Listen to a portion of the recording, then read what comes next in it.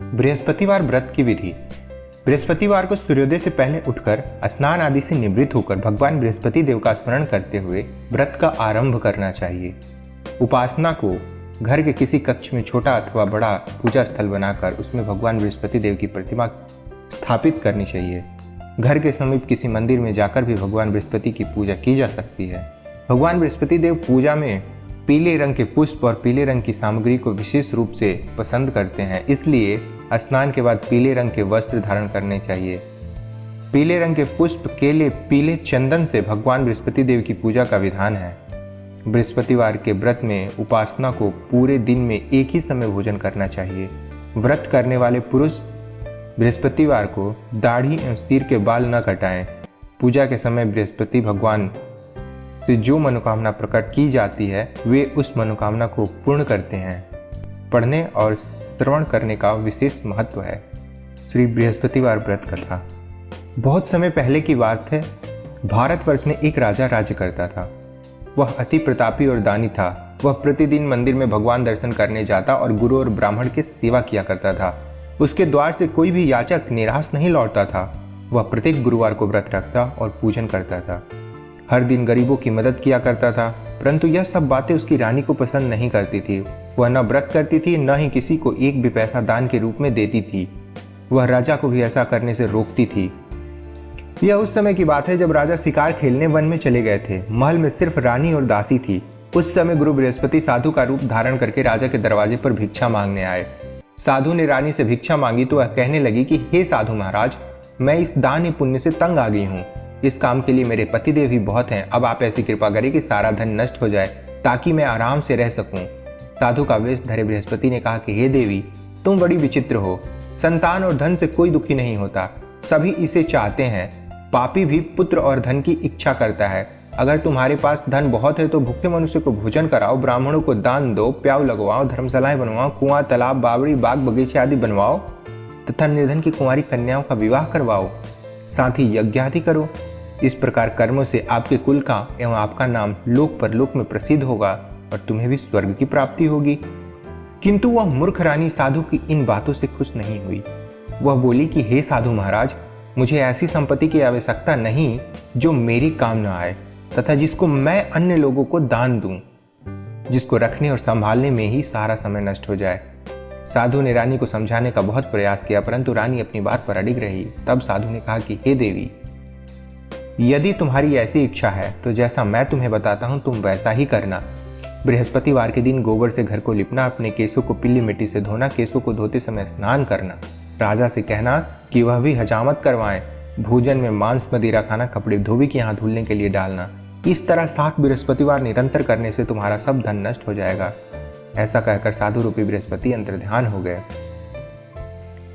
रानी ने साधु के कहानुसार ही भरपेट 7 बृहस्पतिवार वैसा ही करने का विचार किया। साधु के बताए अनुसार करते हुए केवल 3 बृहस्पतिवार ही बीते थे कि उसकी समस्त धन संपत्ति नष्ट हो गई। कहे अनुसार भरपेट भोजन के लिए भी दोनों समय परिवार तरसने लगा तथा सांसारिक भोगों से दुखी रहने लगा। इस प्रकार के अभावग्रस्त जीवन से तंग आकर एक बार राजा रानी से कहने लगा कि हे रानी, तुम यहाँ पर रहो, मैं दूसरे देश को जाता हूँ, क्योंकि यहाँ पर सभी मनुष्य मुझे जानते हैं, इसलिए मैं यहाँ कोई कार्य नहीं कर सकता। देश चोरी प्रदेश भीख के समान है। ऐसा कहकर राजा प्रदेश चला गया। वहाँ जंगल से लकड़ी काट कर लाता उन्हें शहर में बेचकर जीवन यापन करने लगा। राजा के जाने के पश्चात उधर उसके बिना रानी और दासियां दुखी रहने लगी। किसी दिन भोजन मिलता तो किसी दिन चल पी कर ही रहना पड़ता था। एक समय रानी और दासी को 7 दिन बिना भोजन के व्यतीत हो गए। तो रानी अपनी दासी से बोली कि हे दासी, यहाँ समीप के ही नगर में मेरी बहन रहती है जो बहुत धनवान है, तो उसके पास जा, वहां से 5 सेर बेचड़ मांग कर ला, जिससे कुछ समय के लिए गुजर बसर हो जाएगी। दासी उसकी बहन के पास गई। बृहस्पतिवार का दिन था। रानी की बहन उस समय ध्यान मग्न होकर पूजा कर रही थी।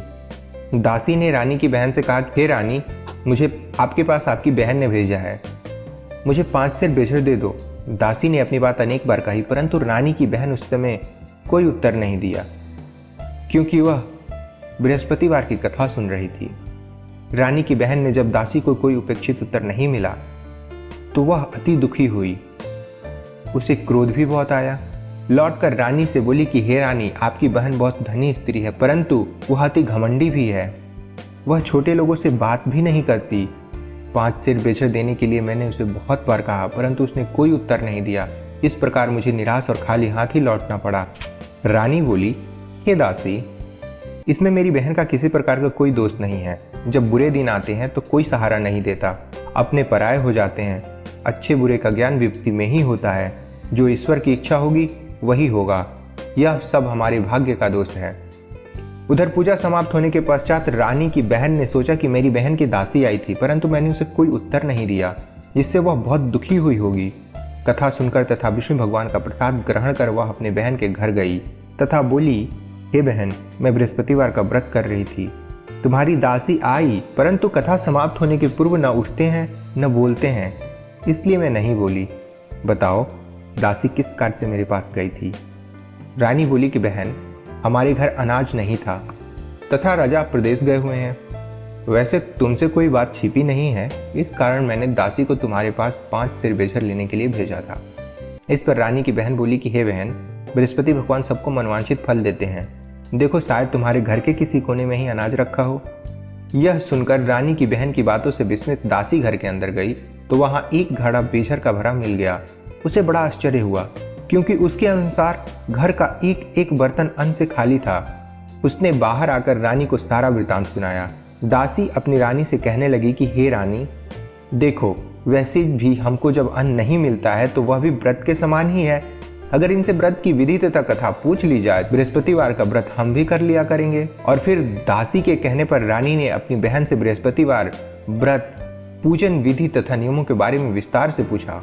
उन्होंने बताया, जो बृहस्पतिवार के व्रत में चने की दाल और मुनाकों से विष्णु भगवान के केले के जड़ में पूजन कर दीप जलाता है, पीला भोजन करता है, पीले वस्त्र धारण करता है तथा प्रेम पूर्वक बृहस्पति भगवान की कथा सुनता है, तो इस प्रकार करने से गुरु भगवान उस भक्त से प्रसन्न होते हैं, धन, पुत्र, अन्न देते हैं, मनोवांछित मनोकामना पूर्ण करते हैं। फिर व्रत और पूजन की विधि बताकर रानी की बहन अपने घर को लौट गई। तत्पश्चात रानी और दासी दोनों ने निश्चय किया कि बृहस्पति देव भगवान का व्रत और पूजन जरूर करेंगे। 7 दिन के पश्चात जब बृहस्पतिवार आया तो दोनों ने व्रत किया। घुड़साल से जाकर चना और गुड़ बीन लाई और उसकी दाल बनाकर केले के जड़ में विष्णु भगवान का पूजन किया। आप पीला भोजन कहाँ से आए? यह सोचकर दोनों बड़ी दुखी हुई, परंतु उन्होंने व्रत किया था, इसलिए बृहस्पति भगवान उनसे प्रसन्न थे। एक साधारण व्यक्ति के रूप में वे 2 थालों में सुंदर पीला भोजन लेकर आए और दासी को देकर बोले कि हे दासी, यह भोजन तुम्हारे और रानी के लिए ही है, तुम दोनों ही इसे ग्रहण करना। दासी भोजन पाकर अति प्रसन्न हुई और रानी से बोली कि हे रानी जी, भोजन कर लो। रानी को भोजन के विषय में कुछ पता नहीं था, इसलिए वह दासी से बोली कि जा, तू ही भोजन कर, क्योंकि तू व्यर्थ में हमारी हंसी उड़ाती है। दासी बोली कि हे रानी, एक व्यक्ति इसीलिए भोजन देकर गया है। रानी बोली, वह भोजन तेरे लिए ही देकर गया है, इसलिए तू ही भोजन कर। दासी ने कहा कि हे रानी, वह व्यक्ति हम दोनों के लिए 2 थालों में भोजन देकर गया है, अतः मैं और आप दोनों ही साथ साथ भोजन करेंगे। फिर दोनों ने गुरु भगवान को धन्यवाद और नमस्कार करके भोजन प्रारंभ किया, जिसके बाद से दोनों प्रत्येक बृहस्पतिवार को गुरु भगवान का व्रत और पूजन करने लगी। बृहस्पति भगवान की कृपा से उन दोनों की भोजन और धन की कमी दूर हो गई, परंतु रानी फिर पुनः पहली प्रकार से आलस्य करने लगी। तब दासी ने कहा कि हे रानी, आप पहले भी इसी प्रकार का आलस्य करती थी। आपको धन संभालने और दान देने में कष्ट होता था, इसी कारण सभी धन नष्ट हो गया और हमारी ऐसी दुर्दशा हो गई। अब गुरु भगवान की कृपा से धन मिला है तो आपको फिर आलस्य हो रहा है। बड़े कष्टों के बाद आपने यह धन पाया है, इसलिए आपको दान पुण्य करना चाहिए। भूखे मनुष्य को भोजन कराओ, ब्राह्मणों को दान दो, प्याऊ लगवाओ, कुआं, तालाब, बावड़ी आदि का निर्माण कराओ, कुंवारी कन्याओं का विवाह करवाओ, मंदिर पाठशाला बनवाकर दान दो, धन को शुभ कार्यों में खर्च करो, जिससे आपके कुल का सम्मान बढ़े और आपको स्वर्ग की प्राप्ति हो और आपके पितृ प्रसन्न हो। दासी की बात मानकर रानी ने इसी प्रकार के सत्कर्म करने प्रारंभ किए। इस प्रकार करने से उनका काफी यश फैलने लगा। कुछ दिनों के बाद एक दिन रानी और दासी आपस में विचार करने लगे कि न जाने राजा किस दशा में होंगे, उनकी कोई खोज खबर नहीं है। रानी राजा की खबर न पाकर उदास रहने लगी। गुरु भगवान से उन्होंने प्रार्थना की और भगवान ने रात्रि में राजा को स्वप्न में दर्शन देकर कहा कि हे राजा, उठ, तेरी रानी तुझको याद करती है, अब अपने देश को लौट जा। राजा प्रातःकाल उठा। वह सोचने लगा कि मैं किस प्रकार रानी के पास खाली हाथ जाऊंगा, मेरे पास तो कुछ भी नहीं है। स्त्री जाति खाने और पहनने की ही साथी होती है, पर प्रभु की आज्ञा मानकर वह अपने नगर को चलने को तैयार हुआ। प्रदेश में राजा बहुत दुखी रहने लगा। प्रतिदिन जंगल से लकड़ी बीनकर लाता और उन्हें शहर में बेचकर अपने दुखी जीवन को बड़ी कठिनाई से व्यतीत करता था। एक दिन राजा दुखी होकर अपने पुराने दिनों को याद करके रोने लगा।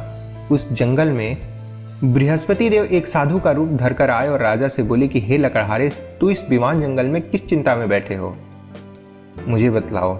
यह सुनकर राजा की आंखों में आंसू भर आए और वह साधु को प्रणाम करके बोला कि हे प्रभु, आप सब कुछ जानने वाले हैं।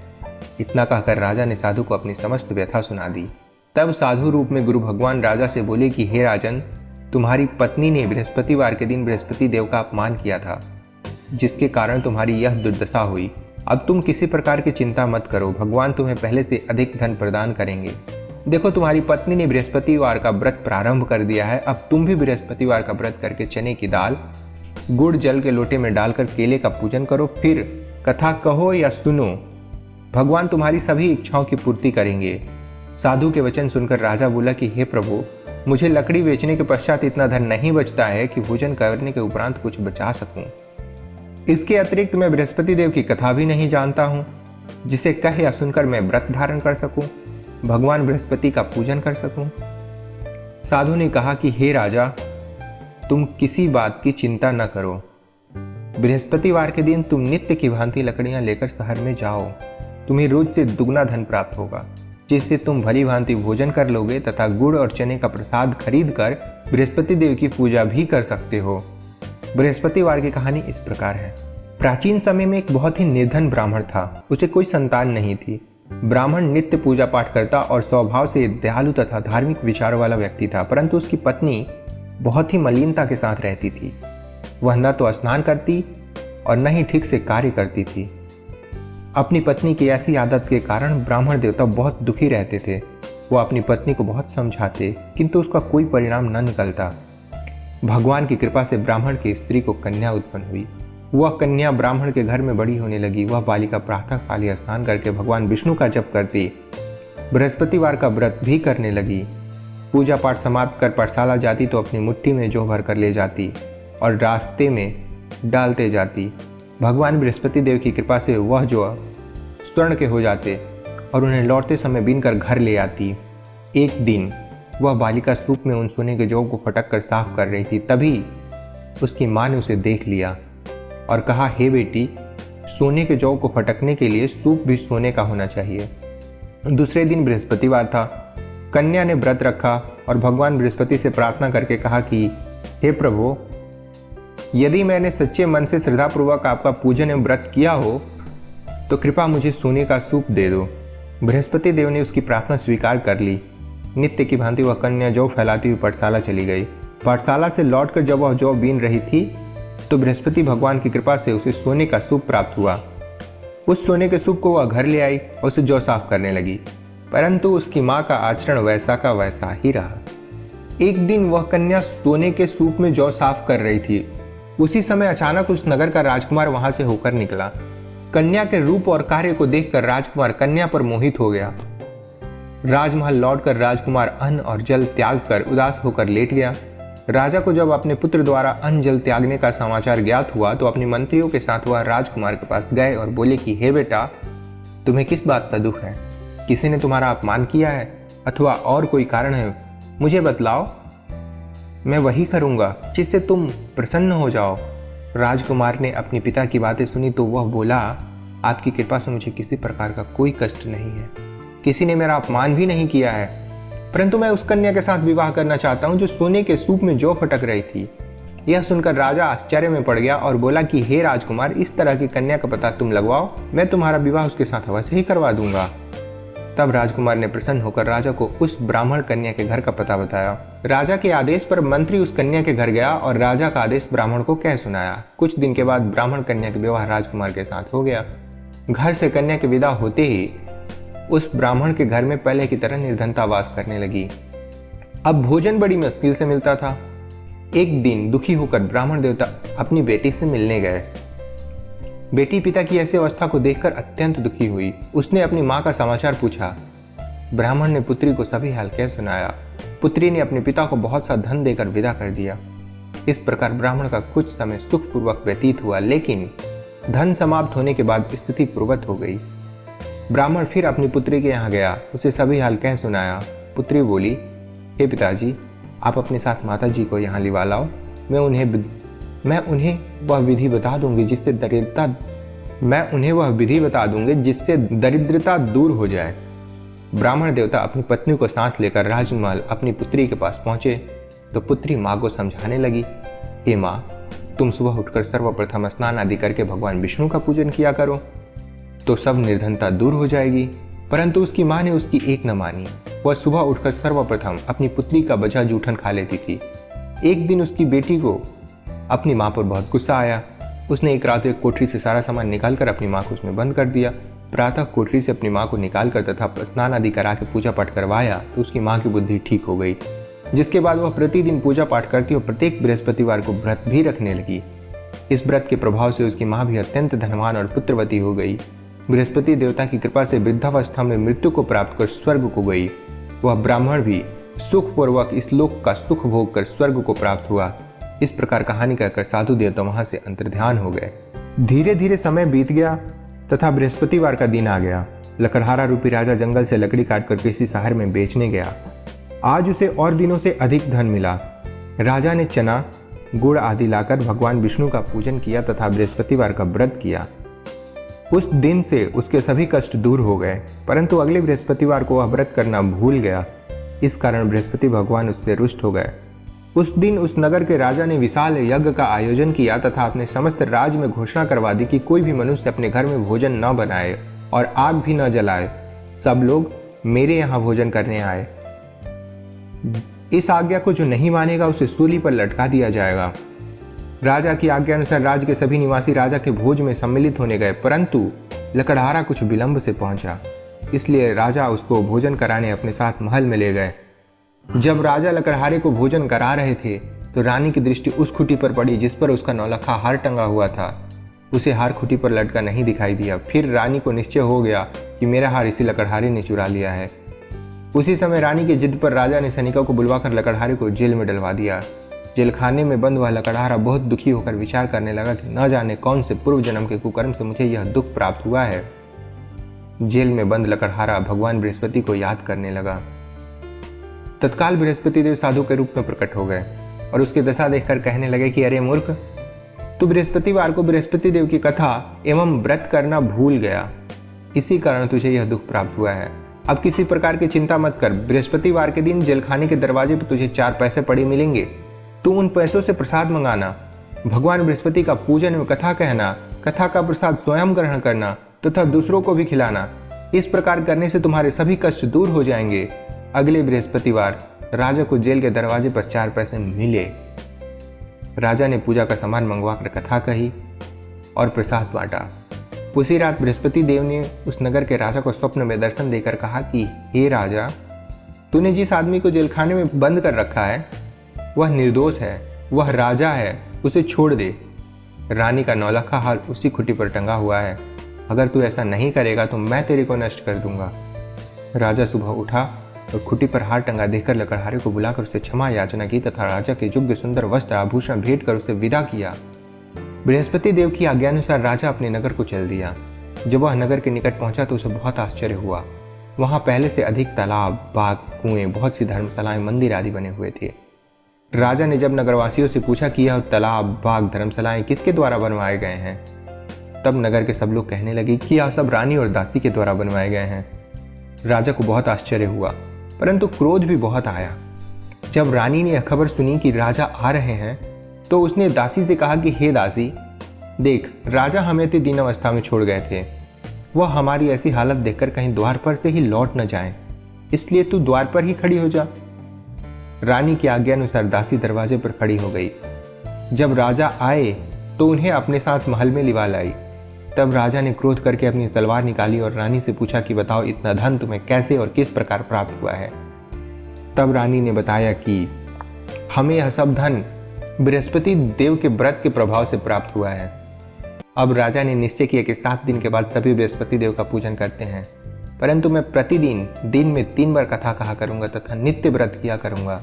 अब हर समय राजा के दुपट्टे में चने की दाल बंधी रहती थी तथा दिन में वह 3 बार कथा कहता।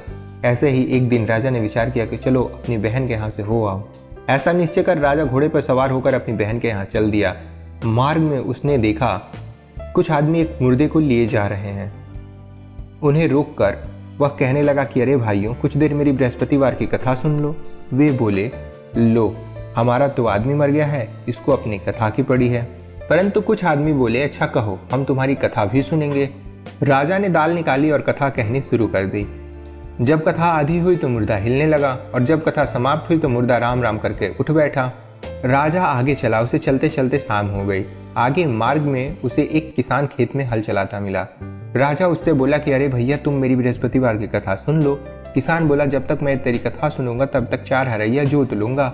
जाओ भैया, अपनी कथा किसी और को सुनाना। राजा आगे चलने लगा। राजा के हटते ही किसान के बल पर छड़ खाकर गिर गए और किसान के पेट में बहुत तेज दर्द होने लगा। उसी समय किसान की माँ रोटी लेकर आई। उसने जब यह देखा तो अपने पुत्र से सारा हाल पूछा। बेटे ने सारा हाल बता दिया। किसान की माँ दौड़ी दौड़ी घोड़े पर सवार राजा के पास गई और उससे बोली, मैं तेरी कथा सुनूंगी, तू अपनी कथा मेरे खेत पर चलकर कहना। राजा ने लौटकर किसान के खेत पर जाकर कथा कही, जिसके सुनते ही बैल खड़े हो गए तथा किसान के पेट का दर्द बंद हो गया। और फिर राजा अपनी बहन के घर पहुंच गया। बहन ने भाई की खूब आवभगत की। दूसरे दिन सुबह राजा जगा तो उसने देखा कि सब लोग भोजन कर रहे हैं। राजा ने अपनी बहन से पूछा कि कोई भी ऐसा मनुष्य है जिसने भोजन न किया हो और जो मेरी बृहस्पतिवार की कथा का श्रवण कर ले। तो बहन बोली कि हे भैया, यह देश ऐसा ही है। यहाँ पहले लोग भोजन करते हैं, बाद में कोई अन्य कार्य करते हैं। अगर पड़ोस में कोई हो तो देख आती हूँ। ऐसा कहकर बहन चली गई, परंतु उसे कोई भी ऐसा व्यक्ति नहीं मिला जिसने भोजन न किया हो। वह एक कुम्हार के घर गई जिसका लड़का बीमार था। उसे यह भी पता चला कि इसके यहाँ 3 दिन से किसी ने भोजन नहीं किया।